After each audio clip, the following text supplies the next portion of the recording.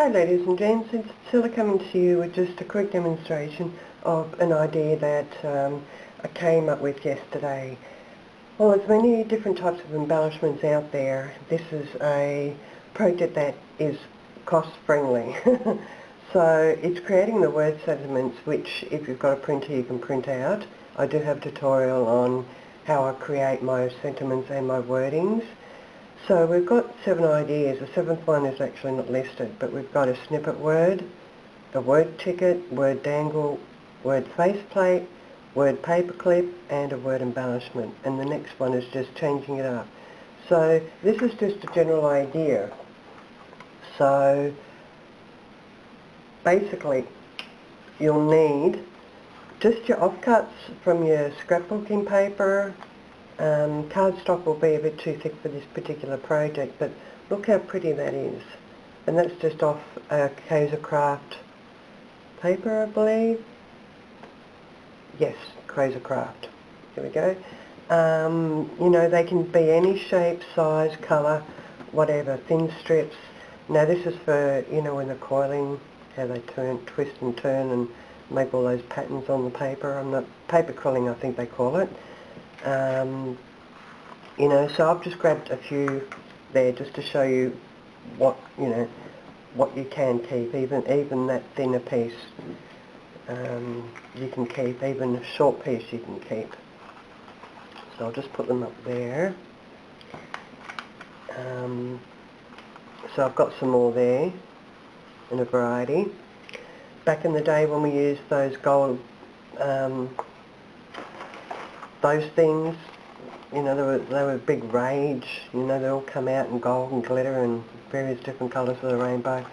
And then we've got some iron rub, you know, rub-ons and things like that. Border stickers, things like that. So yeah, there's just an array of different things I collected in the colour schemes that I required for what I wanted to do. So I'll put you up there. We've even got, I don't know if you can see it clearly, it's just a sticker border. So basically any borders, that's what we're just actually calling them, sticker borders. Even that thin brown one is quite pretty. Okay, so we'll put them out of the way. And I'll show you a great technique. So all I did was, if you've got coloured paper, you could even do it on dyed paper, tea dyed paper, coffee dyed paper. I just printed out words, and I should have actually written the size of the font down and just typed them out. Some I actually cut round and cut squared, the others I just tore, things like that, and I just grouped them up in bundles. This is the coffee dyed paper one, so what I will lend myself to is just tearing around it when I actually put it all together. Now I do quite a lot together and I'll show you why. And it's sort of like a make ahead type thing. So I get them ready for gluing, and I use a glue stick so they don't warp. And so I've got, you know, bundles like that and bundles with the square edges. Okay, so a lot of beautiful colours, and there's other different colours in the paper scheme. You know, I've got the pinks, the purples, the light blues, the dark greens, the light greens, and so forth. So there's 1, 2, 3, 4, 5, 6, 7, 8, 9, 10, 14 words. So if you put them in columns, you could probably get 3 columns. So I think the size of the font would be about 26, 28. It could be even bigger than that, I'm not quite sure, because I know that 10 and 11 is really tiny.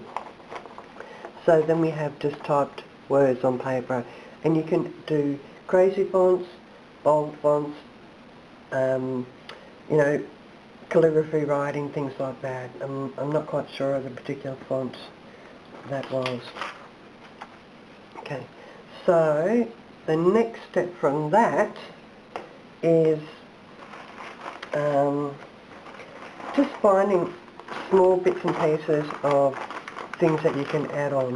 Now this is a big bag of everything, bits and pieces. And then when you're taking doilies apart, you're left with, you know, like the small little connectors. It's got a little heart on that. And then you've got, you know, the snippets, some coffee dyed, and that's a crocheted heart, maybe too big for the project. But, you know, you've just got all your little offcuts, things like that. And I did have a bit of lace here as well. My girlfriend gave me heaps of bras, and she was a very busty woman, but the bras had a lot of lace on it. Oh, and I just took it down, and I'll show you a piece of it. I'm not sure what this is, but I used to just tear a piece and put it behind the backing of a word. So now we come to the project. Okay.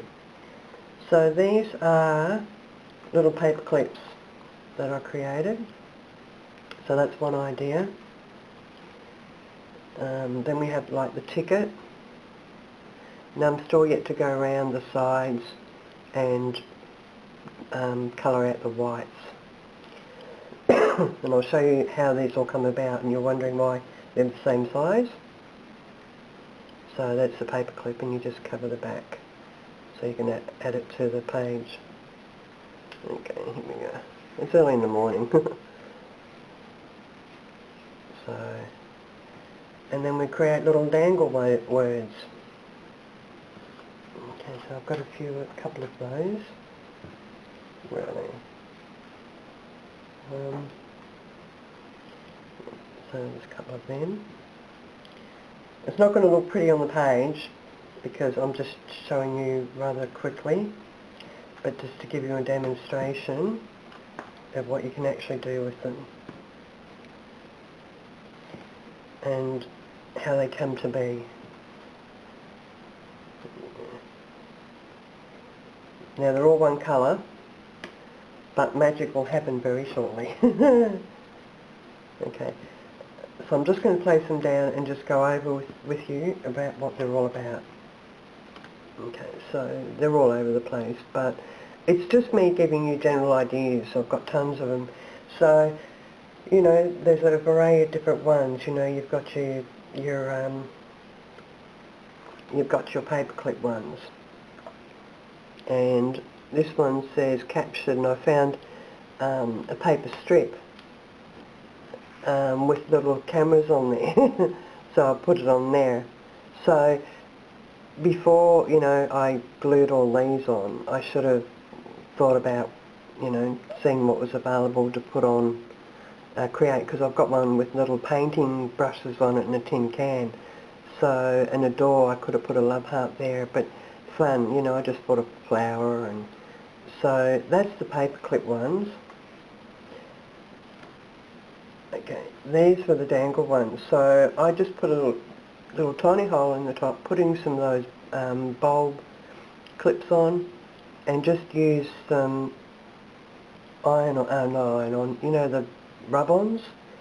Using up my stash, I've got a ton of them from various different places. So they've been in my stash for, you know, about 20 years, I think. So I'm using everything up. So this is not the general idea. Like I said, the magic will happen with the colour changes. This is one I just put some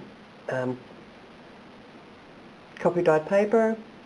That was a paper placemat, and it's got the word fabric. So there's your piece of fabric there, F-A-B-R-I. C's been cut, but your bit of fabric, that's off a bra. And just that's your paper, and with just a bit of a rub-on. So that's where our snippet comes in.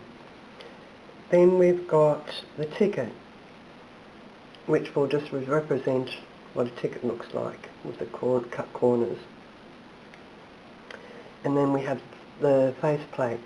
So all you do is, I thought I had it here. I can't find it. anyway, I just cut the base plate like that, just cut angles on it. I may have used it, oh yeah, here we go. That's why. So the base plate, what I did was I put on a bit of coffee dye paper, and I upped the ante by putting the background onto it. So that's a bigger label, tag thing. This one I just give it a narrow end and just went with a thicker bold texture on the bottom. I made a mistake, so I covered it up and then, oh, I thought I'll keep it like that. So, you know, then we can add all the small bits and pieces like the Diamante stick-ons and those for the, you know, like very tiny strips. You know, you can even put a piece underneath it. So the sky's the limit when it comes to these. Now, all they are, see that's another border one, all they are is, oh, it fell on the floor. Paint swatches. I'll tell you why that hole's there in a minute. Okay, so you've got a variety of different ways, you know, you can make them look rustic, and it's just adding embellishments to them, but the design and the concept, I just sat there one night and thought, oh, I'll turn that into that. So I won't let my hands do the talking at the moment, because we all have a tendency to do that, don't we? So it gives you, you know, 7 different variations with just one. I don't have my scissors handy because they're over where my crafting is. So if you can imagine, you're cutting out the swatch. Okay, gave it away. No, just imagine that's all cut. Okay, I'll go and get a pair of scissors. Okay, just a moment. Okay. Oh, we'll use the kitchen scissors. They're used for everything else. Okay, so now it will have the white border on it. I'm just cutting off camera so the scraps don't go over the work in the camera. So there you've got your swatch. So that's your beginning. So I've cut it out just to show you, I should have, but there's your backing, and you can actually cover that with coffee or tea dyed stay paper or any other paper, or gesso. So that's it, ladies. So I'm going to just put this aside. Okay. And now show you the magic. We have a ring that joins, and we have paint swatches. There's the magic, ladies. There's all the colours of the rainbow. There's more. Okay, so that's how I keep them. I'll be doing the rest of them at a later date, but I just wanted to show you the concept. So I'll take them off the ring. So that's how I store them. Okay, how do we get it off? Okay, we'll take the ones that I've done off at the moment. Okay. So all I do is, okay, we've got too many purples. Put a green there. Oh, we haven't done the greens yet. So all I do is, there's your initial first typed out word. That's got the bold texture mark around it. Now you can copy stain, but because the paper's too flimsy, I found it very hard to stain, and you don't want to thicken the paper up because this is cardstock and it's doubled. You've got your colour template onto backing, so it's quite sturdy, so you don't need to back the word up. So that's the first one, and then, you know, we'll do the purple because that's where it all began, with the purples. So first of all, there's the ripped words. Okay, might be too much colouring in there. So we have the ripped words, and then I use photo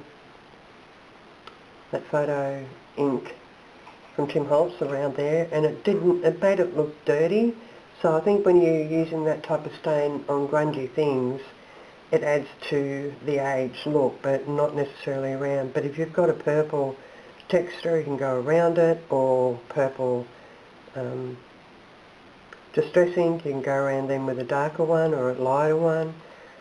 Then we've got the cut ones here without no border, and then we've got the ones with the borders. So as you can see, I've just been going to town producing lots of them, and then